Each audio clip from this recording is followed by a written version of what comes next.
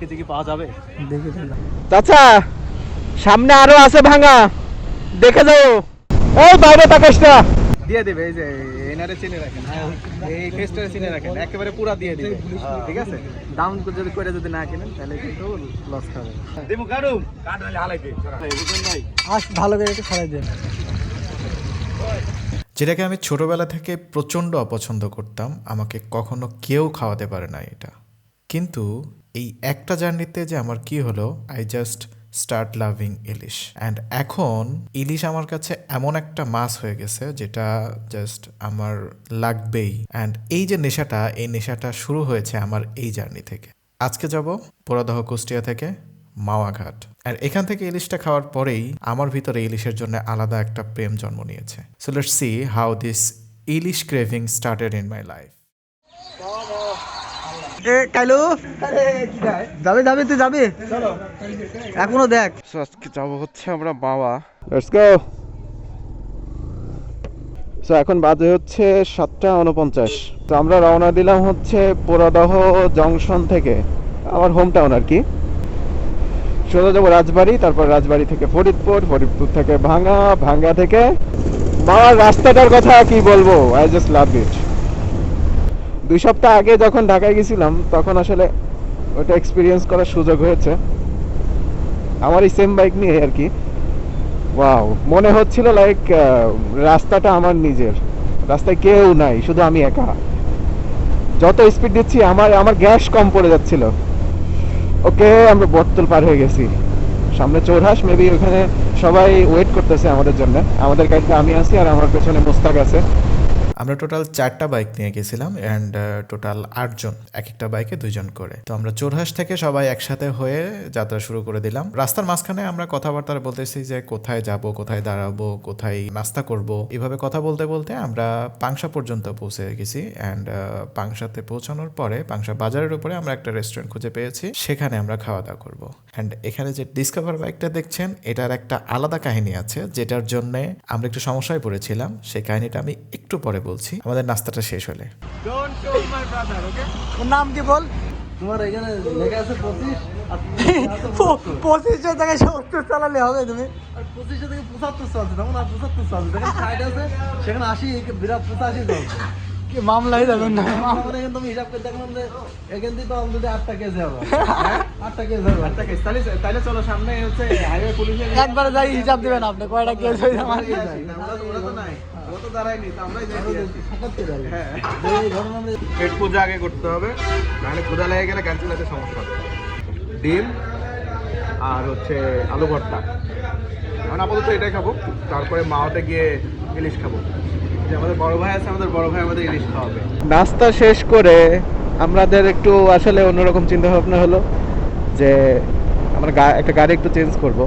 চাচার যে ডিসকভারটা ছিল ওই ডিসকভারটা চেঞ্জ করে আমরা হচ্ছে আমার যে গাড়ি সেম ভার্সন 3, ওইটা আরেকটা নিয়ে আসা হলো। যার জন্য আবার আমি গেছি কুষ্টিয়াতে গিয়ে আবার গাড়িটা নিয়ে আবার চলে আসছি। এটা আসলে একটু ডাবল হয়ে গেল, লাইক 30 কিলো আপ ডাউনে 60 কিলো প্রায় আমাদের বেশি হয়ে গেল, সময়টাও নষ্ট হয়ে গেল। বাকি যে 2টা বাইক ছিল তারা অনেক দূর আগে গেছে অ্যান্ড তারা আমাদের থেকে পুরোপুরি বিচ্ছিন্ন হয়ে গেছে। সো আমাদের এই ট্রিপে ওই 2টা বাইককে বাদেই কমপ্লিট করেছি। আসলে এই রাস্তাতে শুধু রেসিং ই চলে, ওর উপরে ওর উপরে। এটা কোন জায়গা? বাংলাদেশ হাট থেকে যে আসে এসব নাম। ফেরিঘাট, এখনো 41 কিলো। চাচা সামনে আরো আছে ভাঙা, দেখে যাও। পাংশার পরে তারপরে হচ্ছে কালুখালী। এই যে থানা, এটাই সেই হাইওয়ে থানা, এখানে আমার কেস দিছিল। সো এটা হচ্ছে মুরগির ফার্ম। কোথা থেকে যে পায় এসব নাম, দেখ এটার নাম কি, দেখ মুরগির ফার্ম। এটা কিছু হইলো। আমরা রাজবাড়িতে ঢুকে পড়েছি, ডানে যেতে হবে। ডানে গেলে হচ্ছে ফরিদপুরের রাস্তা।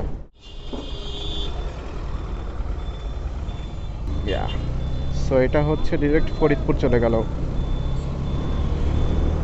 এই বাইকের আমি ব্রেকটা খুব পছন্দ করি, মানে কি বলবো, ডিসকভারটা দিয়ে ভার্সন 3টা নিয়ে আসার জন্য। তো ডিসকভারটা নিয়ে যখন গেছি, তো ডিসকভারটা চালাইতে গিয়ে আমার একটু মানে কনফিডেন্স লেস লাগতেছিল, মানে মনে হচ্ছিল যে কি করব কি না করব। একটু হাই স্পিডে চালাচ্ছিলাম যেহেতু সময় কম ছিল, 80-90 স্পিড ছিল, কিন্তু একটু কনফিডেন্স কম ছিল। কিন্তু যখনই ওই ভার্সন 3টা নিয়ে আবার ব্যাক করলাম তখন ওইটাতে মনে হলো আবার কনফিডেন্স বেড়ে গেছে।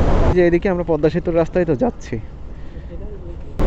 ওই যে দেখ বরিশাল 139 কিলো, মানে ওই ভাঙার ওই রাস্তায় গেলে ভাঙার রাস্তার পাশ দিয়ে তোর ইয়ে আছে, ওই এক্সপ্রেস ওই সাত দিয়ে আছে, ওটা হচ্ছে বরিশালের রাস্তা। ফরিদপুরের কাছাকাছি চলে আসছি।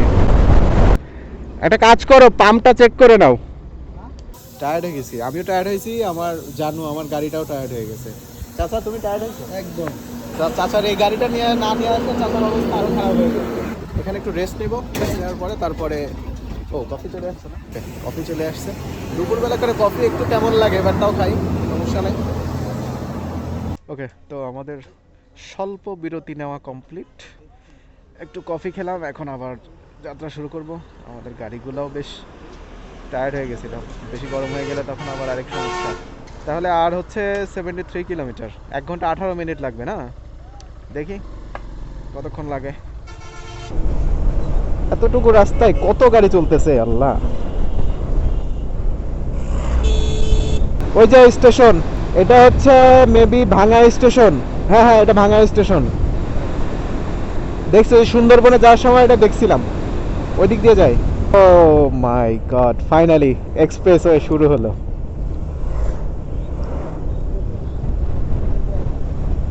এবার কিন্তু আসল রাস্তায় আমরা চলে আসলাম, ঠিক আছে।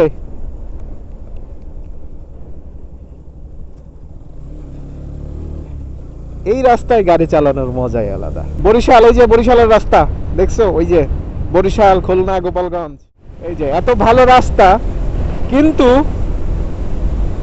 গাড়ি ঘোড়া নাই, মনে হচ্ছে আমার একারই রাস্তা। ও মাই গুডনেস। অবশ্য সামনে মেবি টোল দেওয়া লাগবে, আমার খেয়াল নেই, মেবি এর পরেই আছে মনে হয়। এই বাইরে তাকাস না। এর আগে হাইস্ট 115 হয়েছিল, এবার চেষ্টাটা একটু বেশি থাকবে।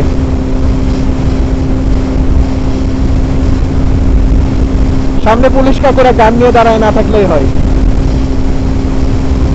তো আমরা গেছিলাম হচ্ছে শুক্রবারে, সো যাইতে যাইতে জুম্মার নামাজের সময় হয়ে গেল, যার জন্যে আমরা এক্সপ্রেসওয়ের পাশে একটা মসজিদ দেখতে পেলাম, অ্যান্ড অলমোস্ট প্রায় নামাজের সময় হয়ে গেছিলো।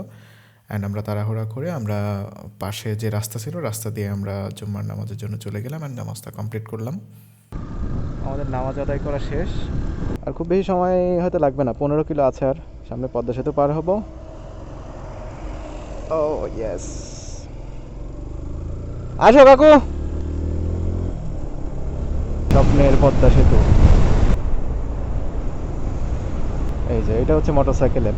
প্রথমবার যখন আমি আসছিলাম তখন আমার আসলে আইডিয়া ছিল না যে মোটরসাইকেল যেতে দিচ্ছে কিনা, তো যাই হোক যেতে দিছিল। নাহলে আমি রাস্তায় ভাবতেছিলাম যদি যেতে না দেয় তাহলে আবার ঘুরে আমাকে ওই ঘাট পার হয়ে ঢাকাতে যাইতে হবে। যাই হোক সমস্যা হয়নি। তো এখন তো এর আগে যেহেতু একবার আসছিলাম, তো এখন আর কোনো সমস্যা হওয়ার কথা না আশা করছি। এই যে মোটরসাইকেল লেন, এটা আসলে মোটরসাইকেলের জন্য অল্প বরাদ্দ দিছে আর কি, কি করার, কিছু করার নাই, এটুকু নিতে হবে। এই যে এটুকু কেন ওরা আসে নাই? নাও 100 টাকা, 100 টাকা, 100 টাকার নোট দেয়।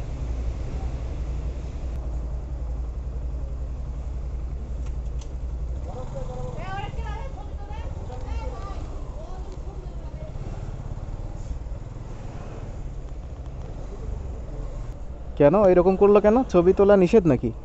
আমি তো ভিডিও করে করে আসলাম, আমার তো কিছু বলল না। এটা দে। হুম, না। Wow, what a view. এখান থেকে ওই সাইডের ওইটা বেশ সুন্দর লাগতেছে, আমি জানি না আপনারা দেখতে পাচ্ছেন কিনা। যাই হোক, মানে অনেকের ধারণা আছে যে পদ্মা সেতুতে হয়তো বাইক চালাতে দেয় না, কারণ আমি যখন আসি এর আগে তখন অনেকে আমাকে বলছিল তুমি বাইক নিয়ে যাও না, তোমাকে বাইক নিয়ে যাইতে দিবে না, ওখানে বাইকের ইয়ে নাই। আমি তাদেরকে বলতে চাই সমস্যা নাই, বাইক নিয়ে আসেন, কোনো সমস্যা নেই, কিন্তু একটু নিয়ম মেনে আসতে হবে, ব্যাস। 100 টাকা টোল দিতে হবে, এর উপরে উঠে কোনো ওভার স্পিডিং করা যাবে না। যারা জানে তাদের উদ্দেশ্যে বলতেছি না, অনেকেই আছে যারা জানে না, যে এখনো পদ্মা সেতুতে বাইক চালাতে দেয় কিনা, হ্যাঁ, তো তাদের উদ্দেশ্যে বলতেছি। তো তোমরা যদি এমন ভেবে থাকো যে পদ্মা সেতুতে বাইক আসতে দিচ্ছে না, এটা এখন আর সেই সমস্যাটা নাই, এখন ঠিক হয়ে গেছে।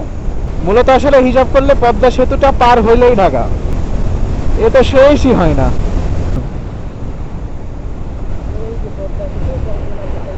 হ্যাঁ, পার হয়ে গেছি আমরা পদ্মা সেতু। আচ্ছা, আমাদের যেতে হবে হচ্ছে, আমাদের গুগল কোথায় যেতে বলে দেখি। আমি তো এই রাস্তা দিয়ে গেছি কিন্তু মাওয়াতে কখনো ঢুকি নাই, একটু গুগলকে দেখে দেখে যাইতে হবে। ওইখানে দাঁড়া, ওইখান থেকে ঘুরতে হবে। হ্যাঁ, ওই এদিক দিয়ে যাইতে হবে। এইবার একটু প্রবলেমে পড়লাম আমরা।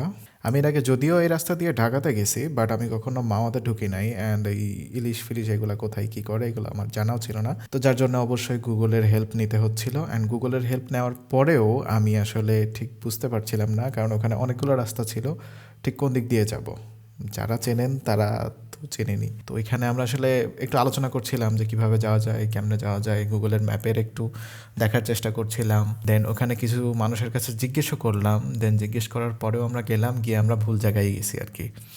এই যে ভুল জায়গায় এসে আমরা নদীর দিকে তাকায় বসে আছি যে কোন দিকে যাব। বাট শেষমেশ কোনো রকমে রাস্তাটা পারফেক্টলি খুঁজে পাওয়া গেল।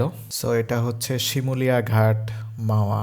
অ্যান্ড এই রাস্তার মাঝখানে আমরা পেলাম সেই প্রজেক্ট হিলসা, যেটার নাম শুনেছিলাম এর আগে, বাট কখনো এখানে যাওয়া হয়নি বা দেখাও হয়নি। সো ওইখানে কিছুক্ষণ একটু দাঁড়িয়েছিলাম। দেন দাঁড়ানোর পরে ব্যাস সোজা চলে আসলাম মাওয়া ঘাট, শিমুলিয়া মাওয়া ঘাট যেটা বলে আর কি। দেন যাওয়ার পরে এখানে আমরা গাড়িটা প্লেস করতেছি আর কি। অ্যান্ড প্লেস করার সাথে সাথেই মানে কিছুই করি নাই, ওখান থেকে সব ডাকাডাকি শুরু হয়ে গেছে, মামা আসেন।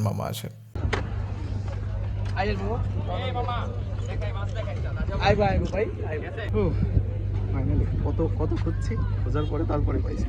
মনে হচ্ছে সোনার হরিণ পাইলাম। দেখি এবার ইলিশ না দেখার পালা কি অবস্থা। ভাই 10টা পেটি মাছ আছে আমার, ঠিক আছে? পছন্দ হবে না কবে পছন্দ হয়নি ভাই, মাছ দেখাবো, সমস্যা নাই। দেখেন ভাই, এতে বড় আছে ভাই এটা ডিম হবে, এটা নুকাল মাছ। তারপর আমি বলে দিলাম, যদি আপনার পছন্দ না বলেন আমি দেখাবো। পরে আগে দেখি বড় আছে নাকি, তাই বড় আছে, বড় দেখার। এই বড় তাই তো? হ্যাঁ ভাই, 8 পিস করে মাছ হবে, লেজ ভর্তি হবে ভাই। এটা এরই সর্বোচ্চ বড় মোটামুটি কি যেটা আর কি, এই মাছগুলো আনি আমরা। কতটুকু ওজন হবে? কতটুকু? এই 700-750 1 কেজির উপরে হবে? কাকু এর থেকে বড় পাওয়া যায় না? সম্ভব?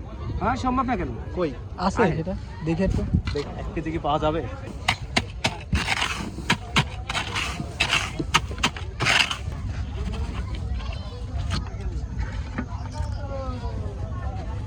কি ডিম হবে? এটা হালকা হইতে পারে, না হওয়ার মতো বেশি।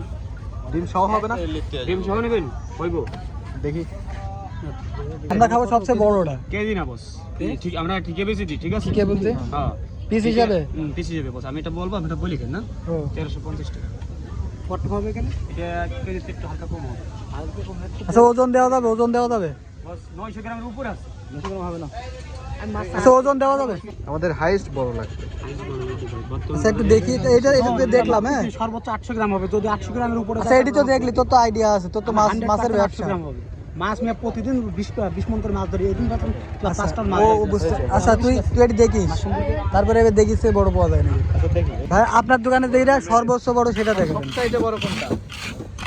মাছ দেন, মাছ পছন্দ নেই, মিডিয়াম হলে মাছ ভালো। না, মিডিয়াম লাগবে না, আমি বড় চাচ্ছি। সর্বোচ্চ বড় যেটা আছে সেটা দেখেন। কেজি হচ্ছে আপনার? আরে ভাই ছোট কেজি নিচে কি আর সমান নেই, এভারেজ না? 850 সমস্যা। এসকে হিসাব করলে তো ভাই 1600 টাকা কেজি।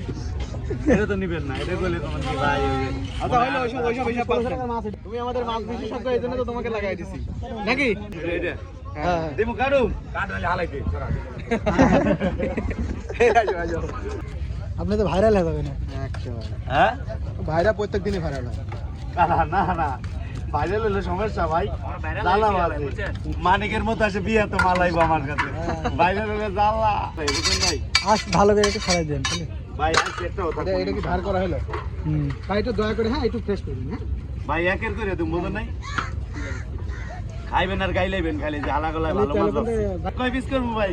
5 পিস না ভাই পাতলা পাতলা করেন দরকার পিস বেশি হবে ওরা বেশি মোটা করলে কিন্তু লোক কয়জন আপনি আমার কাছে কোন লোক কয়জন 4 জন 8 পিস করে দিই কোনো কথা না ঠিক আছে দেন আর মোটা করলে ওটা ভালো হবে না কিন্তু বিসমিল্লাহ কোন বরকত হ্যাঁ সবই করেন সবই এটা আমার দেখে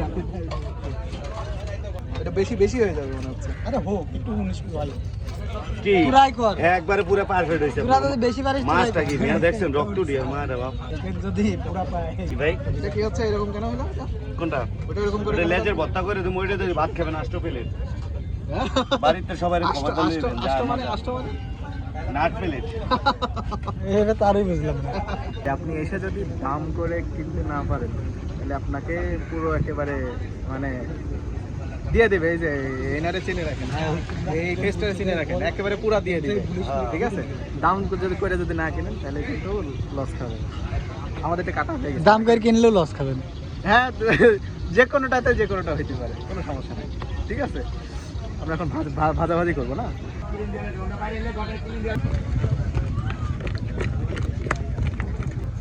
ওই সব করলে তো বোনা ভাই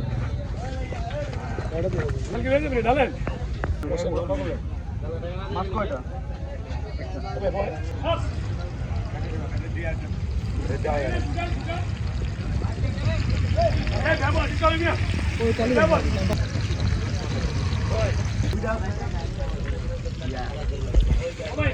মাওয়া ইলিশ খাইতে গিয়ে যদি ইলিশ ভাজি করা ছবি না তুলি তাইলে তো হইলই না, এটা তো একটা ট্রেন্ড। সো সেই ট্রেন্ডে আমি সামিল হয়ে গেলাম অ্যান্ড ইলিশ ভাজাভাজি শুরু করে দিলাম। যদিও আমি রান্নাবান্না মোটামুটি পারি, একদম পারি না তা না, তো এখানে আর কি একটু পোজ নিতে হচ্ছে আর কি। রান্না তো করছি না, জাস্ট পোজ নিচ্ছি। কথা বলেন হ্যাঁ কোন জায়গায় আছেন স্মার্ট কেসে এটা কোন জায়গায় ও কখন জেনে গেছে আপনি বলেন কোন জায়গায় এটা মহাঘাট না মহাবাড়ি তো মনে হইতেছে হ্যাঁ এই যে দেখা যায় পদ্মা সেতু। আপনার বাড়ি কোথায় এটা হচ্ছে আমাদের মাছ বিশেষজ্ঞ fry complete and trust me, এটা দেখার পরে আমার জিভে জল চলে আসছিল অ্যান্ড আই থিঙ্ক আপনারা স্ক্রিনে দেখে আপনাদের জল চলে আসার কথা। এবার খাওয়া দাওয়ার পালা অ্যান্ড এমন একটা পরিবেশে বসে আমরা সবাই খাচ্ছি, সামনে পদ্মা নদী অ্যান্ড দূরে তাকাইলে পদ্মা সেতু, সেই একটা পরিবেশ। মানে মনে হচ্ছে যে আমি এই নদী থেকে ইলিশ ধরে এখানেই ফ্রাই করে এখানেই খাচ্ছি। এখন আমাদের খাওয়ার পালা, আপনারা কেউ নজর দিবেন না দয়া করে। আমাদের খাওয়া দাওয়া শেষ, বিকেলই হয়ে গেছে। বাসায় যেতে যেতে মেবি রাত হয়ে যাবে, অনেক রাত হয়ে যাবে। এর আগে যখন আসছে ওই দিনও আসলে দিনের বেলায় যে গেছি, তো এবার একটু চেষ্টা আছে যে এবার একটু রাতের বেলায় পদ্মা সেতু কেমন লাগে এটা একটু দেখবো। সো সব কিছু দেখা শেষ করে আমরা রওনা দিয়ে দিলাম অ্যান্ড রওনা দিয়ে আসার পথে আমরা আবার প্রজেক্ট হিলসাতে গিয়েছিলাম একটু ওইটার ভিতরের পরিবেশটা দেখার জন্য। অ্যান্ড প্রজেক্ট হিলসা থেকে আমরা ডিরেক্ট রওনা দিয়ে আমাদের কুষ্টিয়ার উদ্দেশ্যে। সো মোটামুটি এই পর্যন্তই ছিল আজকের ব্লগটা অ্যান্ড পরবর্তী ব্লগ দেখার জন্য আপনাদের সবাইকে আমন্ত্রণ জানাচ্ছি।